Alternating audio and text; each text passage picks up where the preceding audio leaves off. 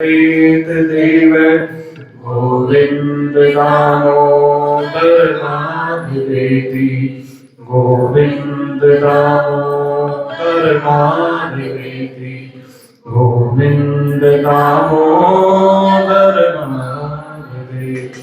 बोलिए श्री कृष्णचंद्र भगवान की, श्री राधा कृष्ण भगवान, श्री दामोदर भगवान। राजा प्रतु श्री नारद जी से पूछते हैं और सोनक आदि ऋषि श्री सूत जी से पूछते हैं, और उसी के अंतर्गत श्री सूत जी गंगा जी की महिमा बताते हैं।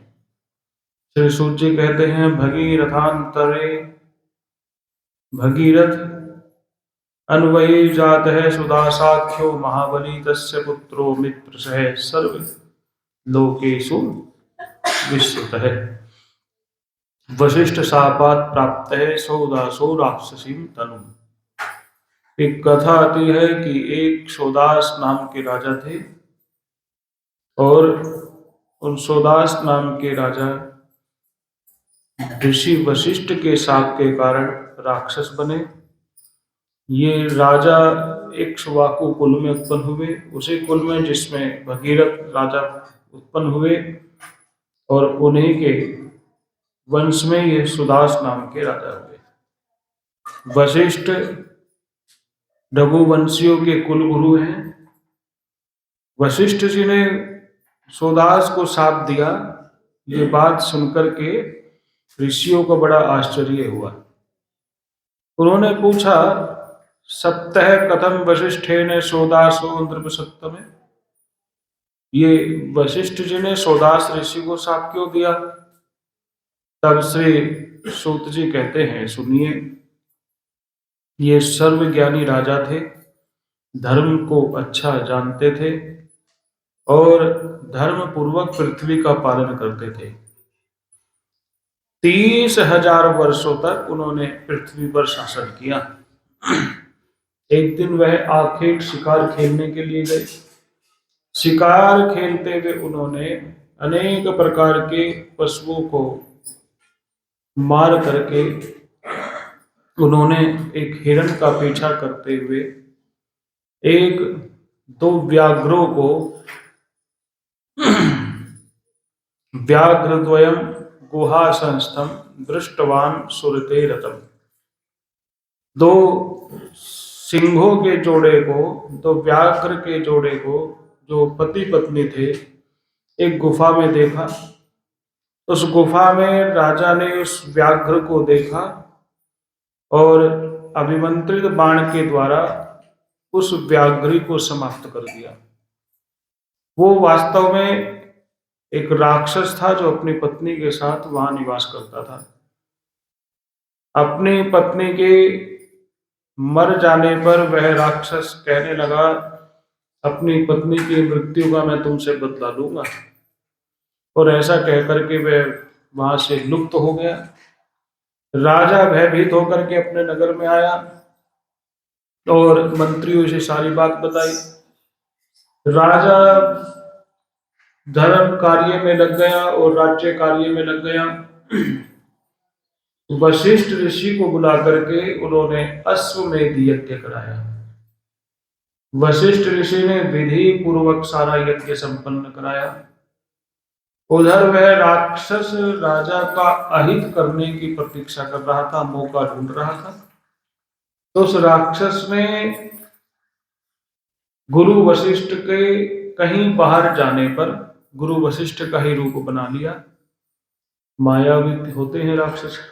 और गुरु वशिष्ठ का रूप बना करके वह उन सौदास राजा के पास आकर के कहने लगा, आज तो हम मांस का भोजन करेंगे, हमारे लिए मांस लाइए और मनुष्य का मांस लाइए। ऐसा उस राक्षस ने वशिष्ठ के शरीर से कहा। राजा गुरु का आज्ञाकारी था, लेकिन चिंतन करने लगा, क्या गुरुजी मांस खा सकते हैं? उधर ऐसा कहकर के वह राक्षस तो चला गया और वही राक्षस रसोईया बन करके आ गया और कहने लगा गुरु जी के लिए भोजन हम बनाएंगे, आप चिंता ना करें। और उसने मनुष्य को पका करके, मार करके, उसका मांस रांध करके तैयार कर दिया। और जब वशिष्ठ जी आए, वास्तविक वशिष्ठ जी आए, तो राजा ने कहा आपका बताया हुआ भोजन तैयार है। और जैसे ही वशिष्ठ जी भोजन करने के लिए बैठे और सामने वह मांस आया, तो वशिष्ठ जी देख करके समझ गए ये तो मनुष्य का मांस है। वशिष्ठ जी ने कुपित होकर के कहा तुम मुझे क्या खिलाना चाहते हो? और कहा कि तुम ये नहीं जानते कि ऋषि मुनि मांसादि का सेवन नहीं करते, और मनुष्य का मांस तो राक्षस खाते हैं, मनुष्य का मांस तो राक्षसों का भोजन है। जाओ, मैं तुम्हें शाप देता हूं कि तुम राक्षस बन जाओ। ऐसा उन्होंने शाप दिया।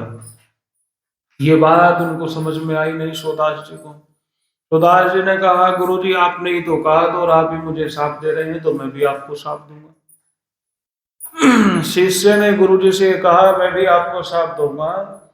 तो राजा की जो पत्नी थी, वह राजा की पत्नी राजा के चरणों में गिर गई, और राजा के चरणों में गिर करके कहने लगी कि गुरु शिष्य को दंड दे, यह तो धर्म की आज्ञा है, लेकिन शिष्य गुरु पर क्रोध करे ऐसी कोई धर्म की आज्ञा नहीं है।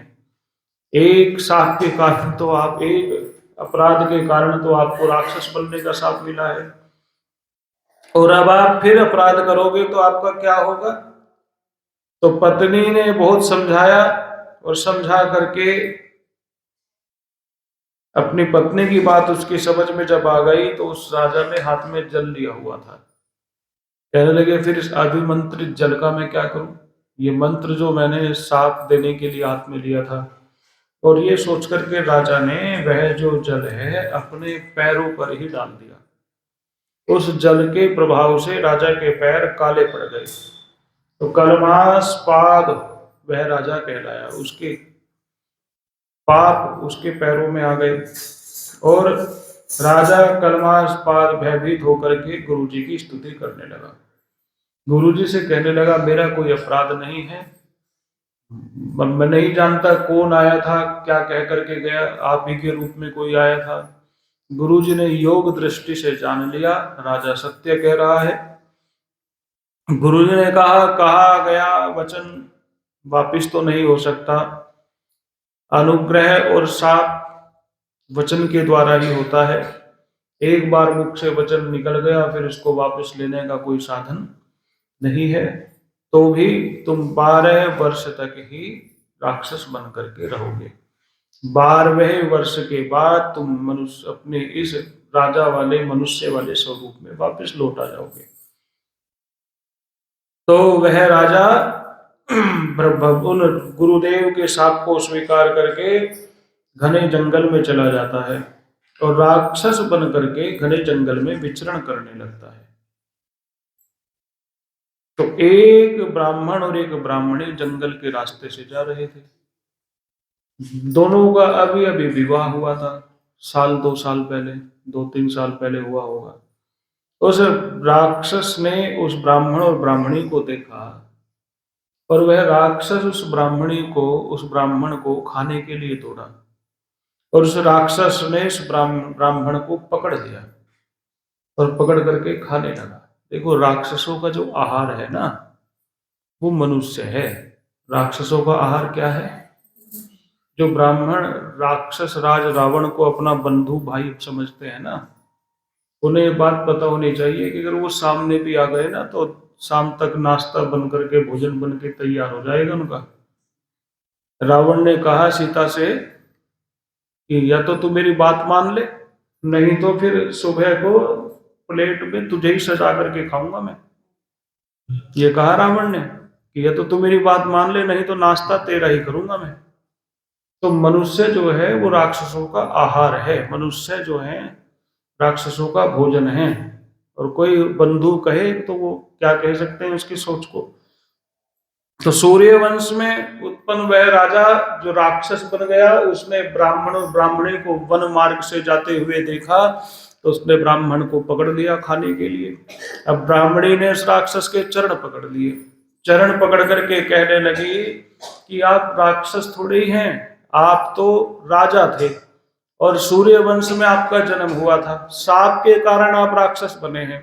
तो हे राजन, आप मेरे पति को छोड़ दो, क्योंकि हमारे विवाह को भी ज्यादा दिन नहीं हुए हैं। मेरा जो बालक है वो दूध पीता हुआ है, और बिना पति के मैं कैसे रहूंगी। पति के मर जाने का दुख बहुत बड़ा दुख होता है, और मैं अभी बाला हूं, और बाल वैधव्य का दुख तो उससे भी बड़ा होता है। तो मैं आपसे विनती करती हूं, मेरा पुत्र अभी शिशु है, इस बंधुहीन की आप रक्षा करें। इस घने जंगल में जहां से बाहर निकलने का भी रास्ता मैं नहीं जानती, पति के मर जाने पर इस जंगल से बाहर कैसे निकलूंगी और कैसे इस जंगल में रहूंगी। उस देवी ने कहा, देखो रोता क्या नहीं करे। वो देवी रोते हुए कहने लगी कि आप मेरे पति को छोड़ दो, दुहितर त्वम गतवतीम त्राहि माम पतिदान दे, कि मैं तुम्हारी बेटी हूं, आप मेरे पति को छोड़ दो। उस ब्राह्मणी ने कहा, और देखो, जीवन दान से बड़ा कोई दान नहीं है, प्राण दानात् परम दानम न भूतम न भविष्यति। जीवन दान से बड़ा कोई दान नहीं है, न कभी हुआ है न कभी होगा। तो इस मेरे पति को जीवन दान दे करके तुम मुझ पर उपकार करो। अनुनय विनय प्रार्थना कुछ काम नहीं आई, और उस ब्राह्मणी के कहते कहते उस राक्षस ने उस ब्राह्मण को अपने मुख में डाल लिया, और उस ब्राह्मण को वह खा गया। अब ब्राह्मणी के सामने ही जब उसके पति को उसने मार दिया, तो वह कुपित हो गई, और कुपित होकर के कहने लगी कि तुमने मेरे गृहस्थ जीवन को जाड़ा है, मैं भी तुम्हें साथ देती हूँ कि जब तुम अपनी पत्नी के पास जाओगे और तुम गृहस्थ जीवन में संतान उत्पत्ति की सोचोगे, उसी क्षण तुम्हारी भी मृत्यु हो जाएगी। ऐसा उस स्त्री ने साथ दिया, और शोक मनाते हुए कहा कि तुम्हारा विनाश हो जाएगा और तुम राक्षस ही रहोगे। ऐसा सुनकर के राजा, वह जो राक्षस था, वो और कुपित हो गया। कहने लगा, तुम मुझे शाप क्यों दे रही हो? मैंने कोई गलत थोड़ी किया, मेरा तो भोजन ही मनुष्य है। मेरे सामने जो भूख लगने के समय जो मेरे सामने आएगा, उसको तो मैं खा ही जाऊंगा। तो मैं भी तुम्हें शाप देता हूँ, जाओ तुम अपने पुत्र के साथ पिशाच नहीं बनो, पिशाच और पिशाच नहीं बनो। तो राजा ने भी शाप दे दिया। अब राजा ने शाप दिया उसको, और उन्होंने दिया उन्हें। अब ये बात बीत गई, और वह ब्राह्मणी बेचारी पिशाचनी बन करके अपने पुत्र के साथ घूमने लगी। घूमते घूमते एक बार क्या हुआ, जब समय बहुत बीत गया, राक्षसों के द्वारा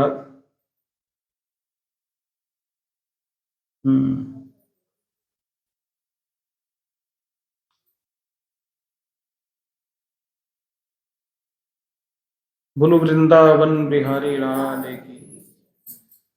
एक बार वह राजा जो राक्षस था, घूमते घूमते नर्मदा नदी के किनारे पर आया, और उस नर्मदा नदी के किनारे पर एक वट वृक्ष था, और उस वट वृक्ष पर वह राक्षस बैठ गया।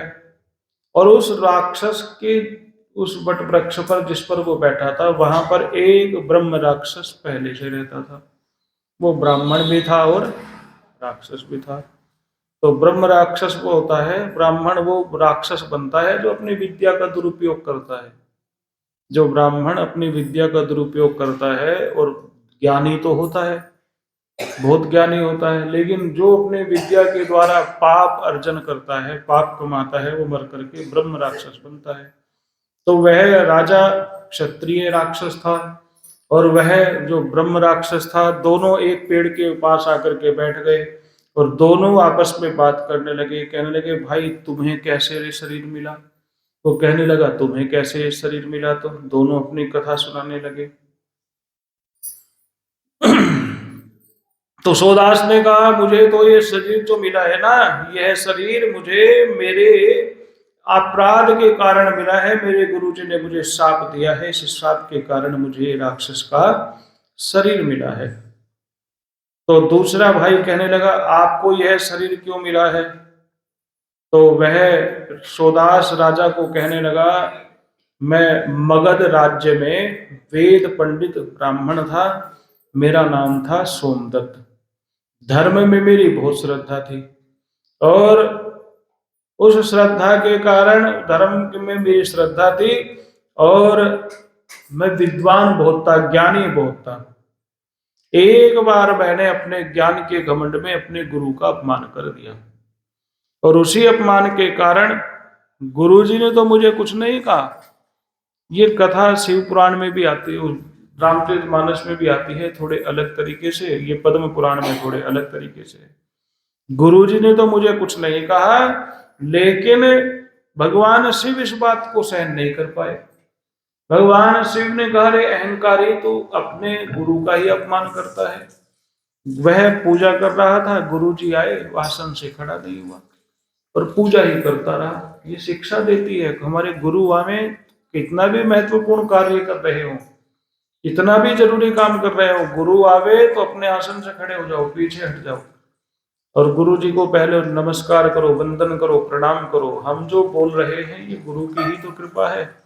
आप जो सुख उपभोग कर रहे हैं गुरु की ही तो कृपा है। आप समझो क्या कहना चाहता हूं। ब्राह्मण सारे वर्णों का गुरु है। ब्राह्मण बोलो, चारों वर्णों का गुरु कौन है? और स्त्री का गुरु कौन है? उसका पति। तो पति आवे तो ऐसा नहीं कि माला लेके बैठे तो बैठे ही रहो। पति बेचारा प्यास में भूख में बैठा है, तुम तो मैं तो 3 माला रहेगी, बस 3 माला के बाद पूछूंगी तुम्हें। तो गुरु की पूजा पहले है, भगवान की पूजा पहले है, गुरु की भी पूजा पहले है।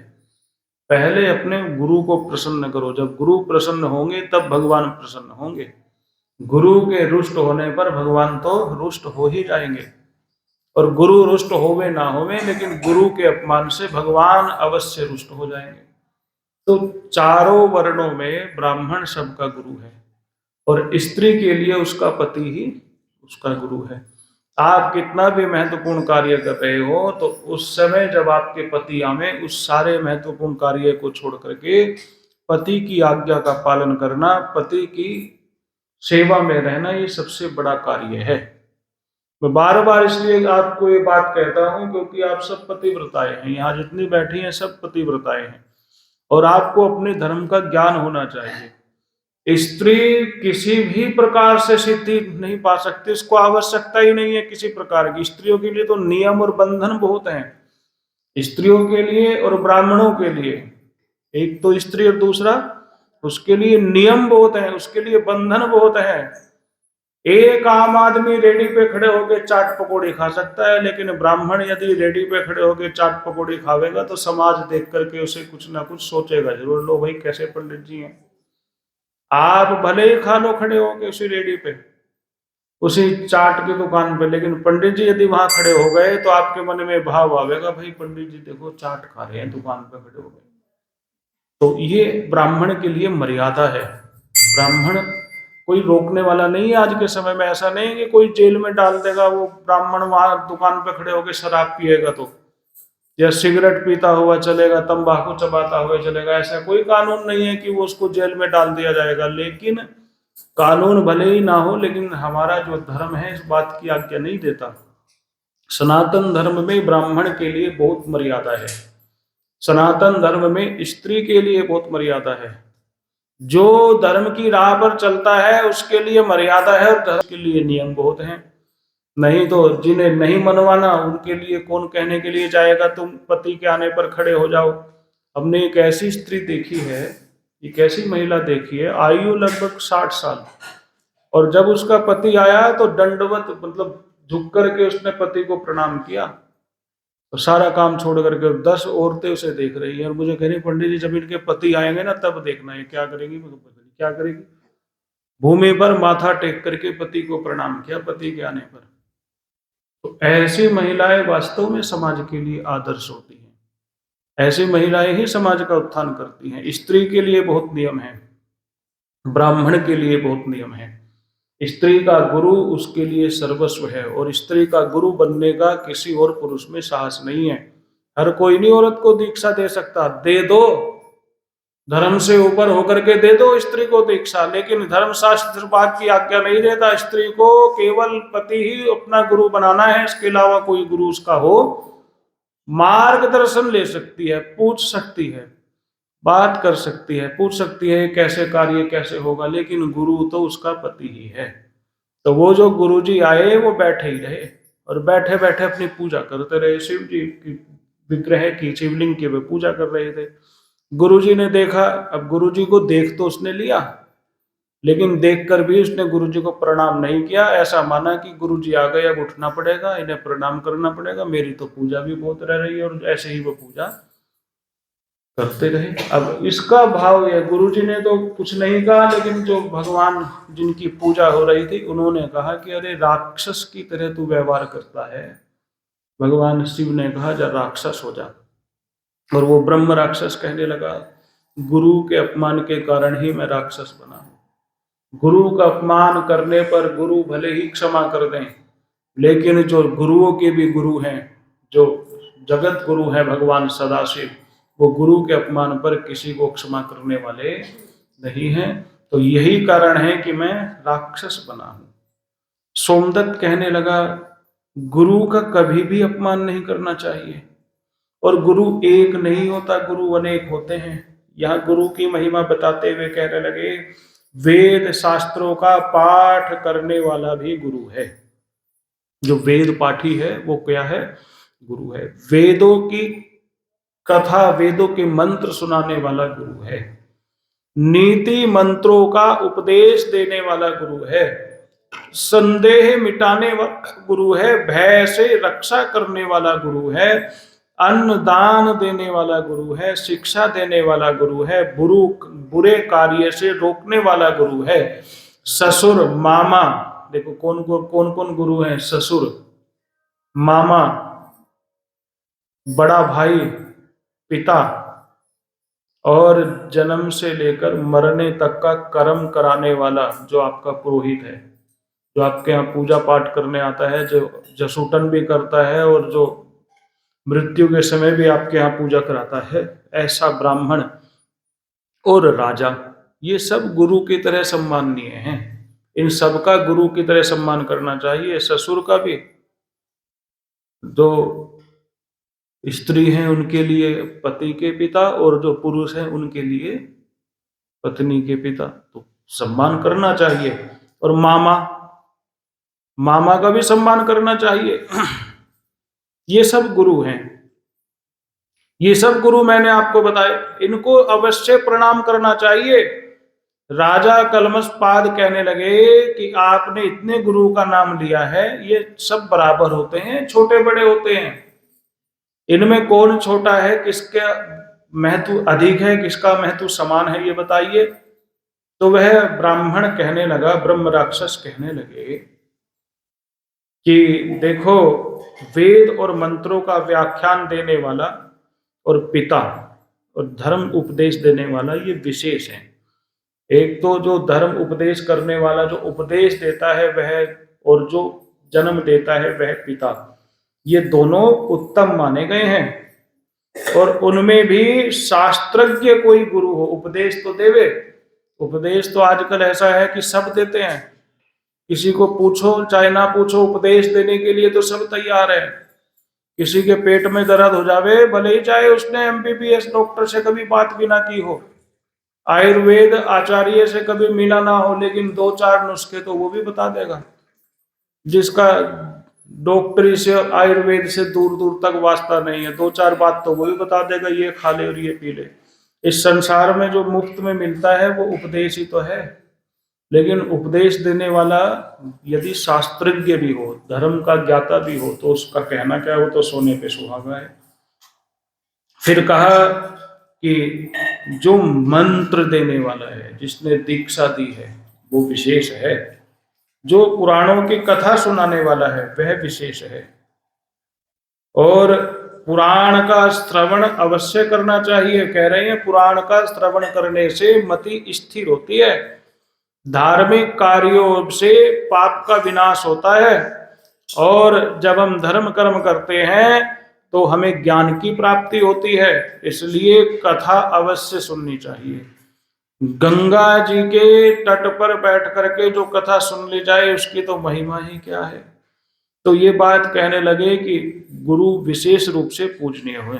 कहने लगे जिस समय मैं शिव जी की पूजा कर रहा था उस समय गौतम ऋषि आए थे और गौतम ऋषि की मैंने पूजा सम्मान नहीं किया, तो शंकर जी ने हमें श्राप दे दिया और हम राक्षस बन गए।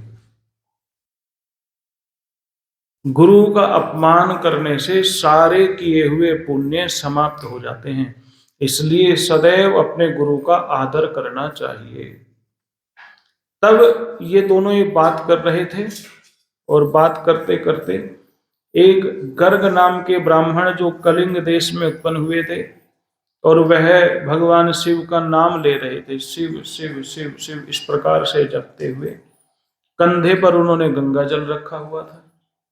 अब देखो आप लोग, अब तो इतनी सुविधा हो गई, कोई मंदिर में जल का लोटा लेकर आता ही नहीं है ना। लोटा अवश्य होना चाहिए, अपने ही लोटे से भगवान को जल चढ़ाना चाहिए। कम से कम घर से चलो एक लोटा जल तो लेकर के चलो। और वो लोटा पकड़ने का भी तरीका है। पहले बड़े कहते थे लोटा पकड़ने से पता चल जाता था मंदिर से आ रहा है या जंगल से आ रहा है। बहुत लोग ऐसे पकड़ के चलते हैं पूजा का लोटा। यहां उन्होंने कहा गंगा जल कंधे पर रखा हुआ था। जो कावड़िए होते हैं ये उसका ही शायद संकेत दे रहे हैं, शिव शिव जप रहे हैं और गंगा जल उन्होंने कंधे पर रखा हुआ है। ऐसे ही मान लिया कोई वो कावड़ ही लेकर के चल रहे होंगे।